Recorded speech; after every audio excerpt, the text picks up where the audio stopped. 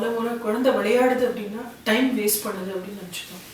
இதுக்கு காரணம் என்ன அப்படின்னா, நம்மளோட கல்ச்சரில் வந்து நல்ல மார்க் வாங்கினா நல்ல வேலை கிடைக்கும், நல்ல காலேஜ் ஜாயின் பண்ணலாம் அப்படின்ற அந்த தவறான கருத்தில் நம்ம வந்து குழந்தைங்களை பல வகையில் வந்து ரெஸ்ட்ரிக்ட் பண்ணுறோம்.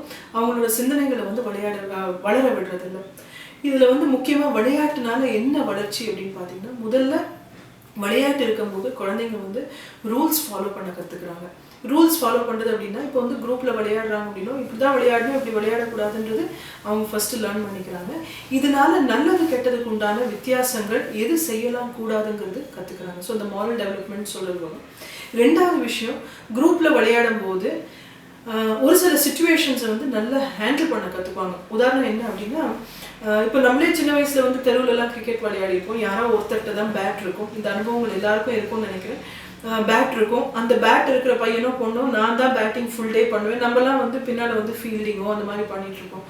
கொஞ்ச நாள் கழித்து நம்ம எல்லாமே வந்து ஒன்றா சேர்ந்து இல்லை இது வந்து இப்படி போகாது அப்படின்னு சொல்லி நம்ம வந்து எதிர்த்து ஃபைட் பண்ணுறதுக்கு நம்ம கற்றுக்கிட்டோம். ஸோ இது எல்லாமே வந்து ஒரு தவறு நடக்கும்போது எப்படி தட்டி கேட்கணும், ஒருத்தர் நம்மளை வந்து மிஸ்யூஸ் பண்ணும்போது எப்படி நம்ம வந்து ஃபைட் பண்ணணும் அப்படின்றது எல்லாமே வந்து அந்த விளையாட்டு மூலமாக தான் நம்ம கற்றுக்கிட்டுமே. யாரும் நம்மளுக்கு வந்து அட்வைஸோ இல்லை கிளாஸோ எடுத்த மாதிரி நம்மளுக்கு ஞாபகம் இருக்காது.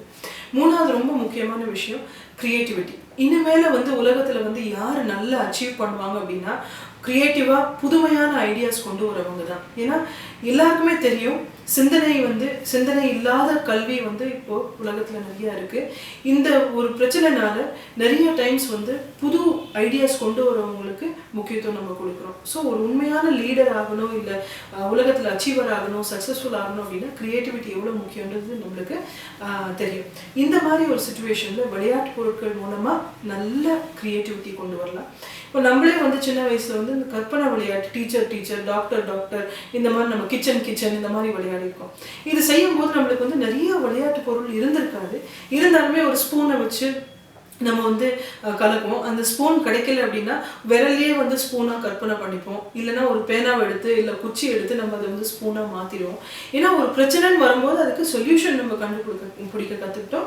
புது வகையான மெத்தட்ஸையும் ட்ரை பண்ணோம். கற்பனையிலேயே நிறைய விஷயங்கள் நம்ம வந்து செஞ்சோம். சவுண்ட் எஃபெக்ட்ஸ் கொடுப்போம்.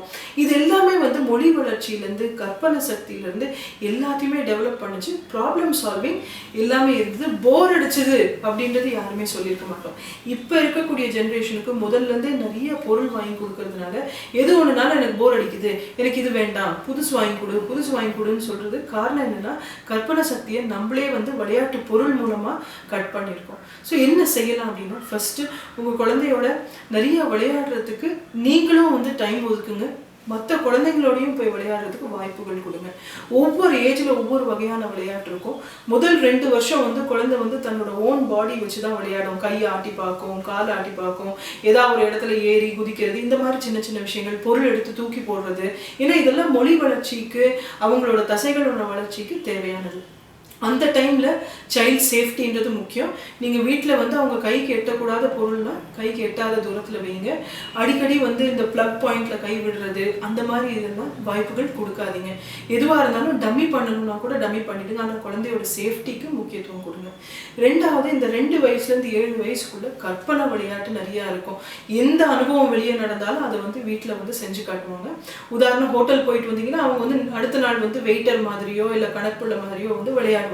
இதெல்லாமே வந்து உலகத்தை புரிஞ்சுக்கிறதுக்கு உண்டான வாய்ப்புகள். மூணாவது விஷயம், அந்த டைம்ல வந்து எந்த மாதிரி விளையாட்டு பொருட்கள் கொடுக்கணும் அப்படின்னா, நீங்க விளையாட்டு பொருட்களோட அவங்களுக்கு வந்து கற்பனையில விளையாடக்கூடிய வாய்ப்புகள், குரூப்ஸ்ல விளையாடுறதுக்கு வாய்ப்புகள் ஏற்படுத்தி கொடுத்தீங்கனாலே அவங்க வந்து டாய்ஸ் உருவாக்கிப்பாங்க.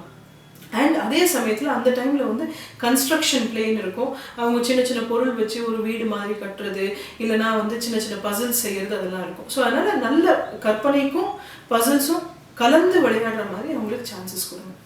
ஒரு 7 வயசுலேருந்து 12 வயசுக்குள்ள ரூல்ஸ் அப்போ தான் அவங்க வந்து கற்றுக்குறாங்க. எது செய்யலாம் கூடாது, இந்த ரூல், என்னோட சான்ஸுக்கு வெயிட் பண்ணணும், இதெல்லாம் அப்போ தான் கற்றுக்குவாங்க. அதுக்கு முன்னால் அப்படிப்பட்ட விளையாட்டு கொடுத்தீங்க அப்படின்னா அவங்க வந்து வேறு யாரா ஜெயிச்சுட்டாங்க, வேறு யாரா சான்ஸ் எடுத்துக்கிட்டாங்கன்னா உடனே சண்டை போடுவாங்க. ஸோ அதனால் வந்து 7 வயசுக்கு மேலே அந்த ரூல்ஸ் ஃபாலோ பண்ணுற கேம்ஸ் வருது அப்படின்றனால அந்த டைமில் வந்து ரூல்ஸ், இப்போ வந்து டைஸ் போட்டு விளையாடுறது, செஸ் மாதிரி விளையாட்டுகள் அந்த டைமில் கொடுக்கலாம். வெளியேவும் ஓடி போய் விளையாடும் போது இந்த ரூல்ஸ் இருக்குது. இருக்கு அப்படின்றது கொடுக்கலாம். ஏன்னா இந்த டைம்ல வந்து அவங்களுக்கு நல்லது கெட்டது புரிஞ்சுக்கக்கூடிய அந்த பக்குவம் வரும். 13 இயர்ஸ்க்கு மேலே நீங்கள் விளையாட்டு பொருள் கொடுக்க முடியாது. பட் அனுபவ ரீதியாக நிறைய விஷயங்கள் கற்றுக்கிறதுக்கு வாய்ப்பு இருக்கும். அதனால வந்து ஒரு அனாதை இல்லத்தை கூட்டிகிட்டு போகிறது, மக்களுக்கு வந்து ஹெல்ப் பண்ணுறது, சமுதாயத்தில் வந்து ஒரு மரம் நட்டு வைக்கிறது, இந்த மாதிரி ஆக்டிவிட்டீஸில் அவங்களை இன்வால்வ் பண்ணுங்க. ஏன்னா அந்த டைமில் வந்து அவங்க வந்து முழுமையான உலகத்தை புரிஞ்சுக்கிறதுக்கு அவங்களுக்கு நிறைய வாய்ப்புகள் தேவை இருக்கும். ஸோ அதனால் இப்போ வந்து மரம் நடுறதுனால என்னென்ன நடக்குது அப்படிங்கிறதெல்லாம் அவங்களுக்கு ப்ராக்டிக்கலாக பண்ணிங்கன்னா தே வில் என்ஜாய். ஸோ இந்த மாதிரி ஆக்டிவிட்டீஸ் நீங்கள் அடிக்கடி கொடுத்தீங்க அப்படின்னா 3 வகையான வளர்ச்சி, பல வகையான வளர்ச்சி, அதில் முக்கியமாக வந்து moral development, social development and most important creativity and problem solving நல்லாவே டெவலப் ஆகும்.